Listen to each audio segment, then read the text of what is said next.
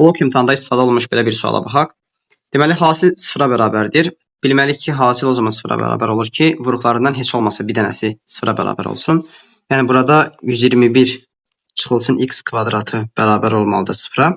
Və yaxud da ki, kök altında 5 çıxılsın x bərabər olmalıdır sıfıra. 121 çıxılsın x kvadratı bərabərdir sıfıra. Buradan alırıq ki, x kvadratı bərabərdir 121-ə. Buradan 2 dənə kök var. x1 bərabərdir ya mənfi 11-dir. x2 bərabərdir, yaxud da ki, müsbət 11-dir. Və digər tərəfdən isə kök altında 5 çıxılsın x bərabərdir 0 olmalıdır. Burada isə 5 çıxılsın x bərabər olacaq 0-a. Buradan da x3 bərabərdir 5 almış olacaq.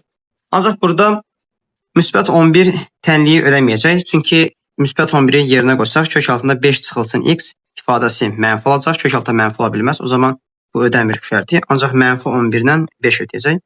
Deməli, köklərimiz mənfi 11 və 5-dir. Bunların da cəmi bizə verəcək mənfi 6.